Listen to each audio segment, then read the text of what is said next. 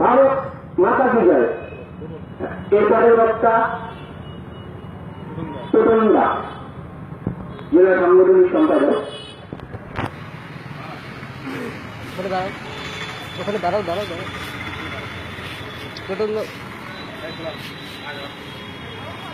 এই পথশৈল্পী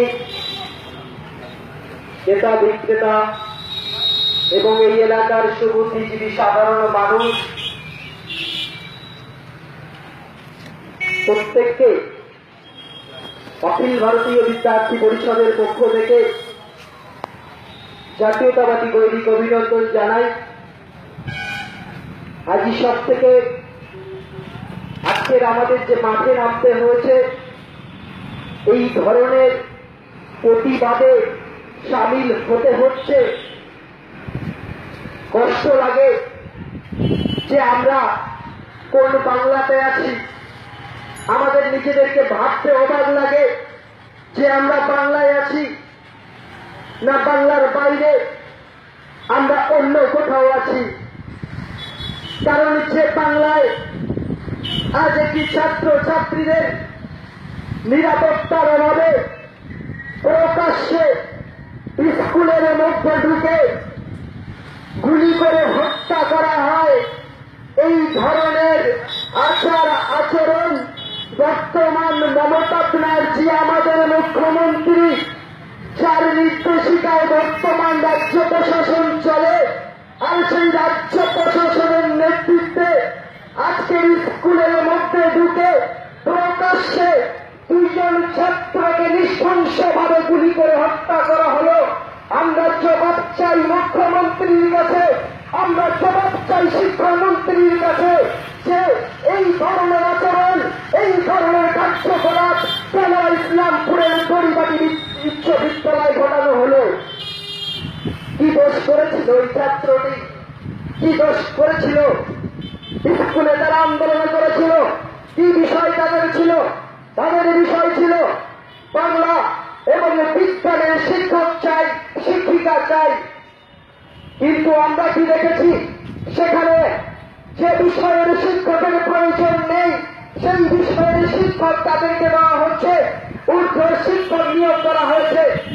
এটা তো ভুল করেনি ছাত্রছাত্রী, তারা শুধু দুটো শিক্ষার জন্য এই আন্দোলনরত হয়েছিল, তারা বড় করেছিল, আন্দোলন করেছিল। আমরা বাংলার শিক্ষা চাই, আমরা বাংলার শিক্ষক চাই, আমরা বিজ্ঞানের শিক্ষক চাই। কিন্তু আমরা কি দেখলাম? আমরা বিআইয়ের নির্দেশে এবং বর্তমান রাজ্য সরকার মমতা ব্যানার্জি মুখ্যমন্ত্রীর নির্দেশে রাজ্য প্রশাসনের সহযোগিতায় আমরা দেখেছি বাংলায় যে শিক্ষক নিয়োগ হয়, কিন্তু কোন ধরনের শিক্ষক নিয়োগ?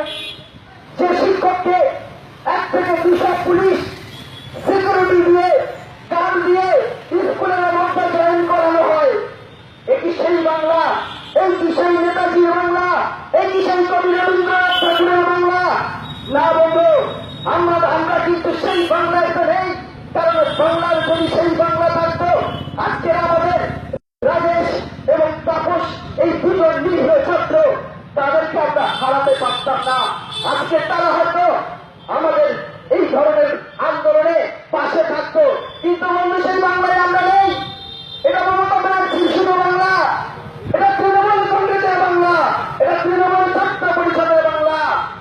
আজকে অখিল ভারতীয় বিদ্যার্থী পরিষদে আপনারা শুনে রাখেন, যে ছাত্রটি রাজ্য সরকার মারা গেছেন, যাকে প্রকাশ্যে গুলি করা হয়েছে, তাকে দেখে দেখে গুলি করা হয়েছে, কারণ অখিল ভারতীয় বিদ্যার্থী পরিষদের সে একজন একনিষ্ঠ কার্যকর্তা ছিল। দাড়িবাটি উচ্চ বিদ্যালয়ের সেই নগরের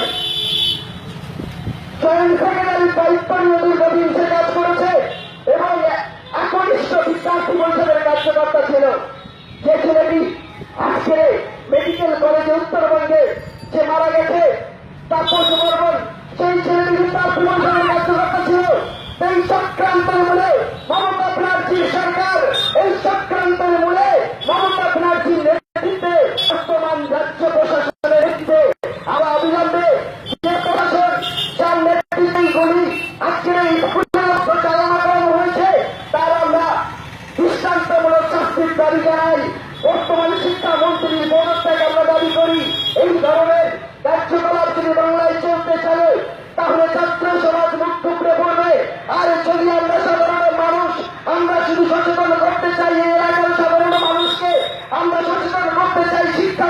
সব মানুষকে যে আপনারা আর বসে থাকবেন না, আপনারা জাগুন। আজকের আমরা এখানে এই ধরনের কথা বলতে এসেছি শুধুমাত্র নিরীহ দুজন ছাত্র, শুধু দুইজন ছাত্র নয়, সেখানে 15 জন ছাত্র, 15 জন ছাত্রী, ছাত্রছাত্রী, তাদেরকে মেডিকেল হসপিটালে ভর্তি করা হয়েছে। তাদেরকে ব্যাপক হারে লাঠিচার্জ করা হয়েছে।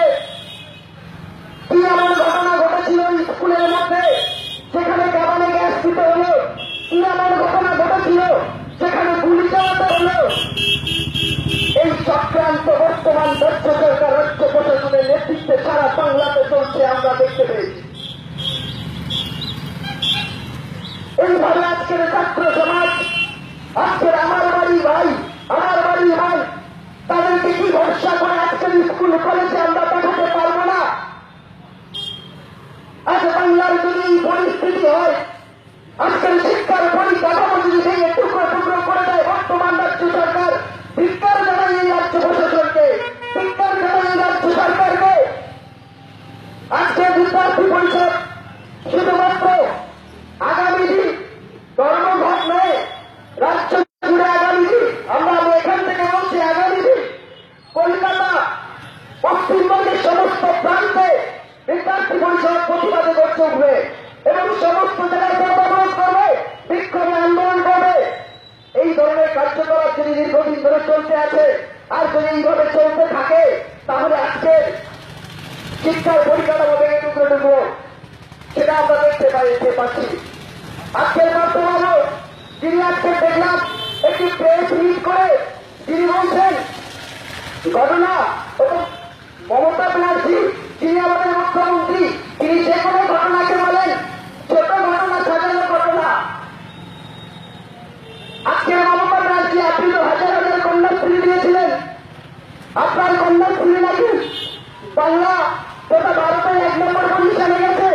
কি করেছিলেন কন্যাশ্রী করেরা, যারা স্কুলের মধ্যে আন্দোলন করেছিল শিক্ষার জন্য? আপনি কি করলেন সেই কন্যাশ্রী? আপনার তৈরি করা কন্যাশ্রী, আর সেই তৈরি করা কন্যাশ্রী আপনার নির্দেশিকায় আপনি যাদেরকে গুলি চালালেন, তাদের উপরে লাঠিচার্জ করলেন। আর এই চক্রান্তকে নামক চাপা দেওয়ার জন্য আপনি কি করলেন? রাত 11টার দিকে শিক্ষামন্ত্রী পার্থবাবু শুনে রাখুন, কালকে টিআইকে সাসপেন্ড করেছে, 4.5 জনকে সাসপেন্ড করেছে। ওনার অন্যায় কথায় কি ছিল? তো এই ধরনের কার্যকলাপ, এই চক্রান্তের কার্যকলাপ বিদ্যার্থী পরিষদ কোনদিন মেনে নেবে না। বিদ্যার্থী পরিষদ ছাত্রছাত্রীদের সাথে আছে, বিদ্যার্থী পরিষদ ছাত্রছাত্রীদের পাশে থাকবে, সমাজের পাশে থাকবে। আমরা দেখেছি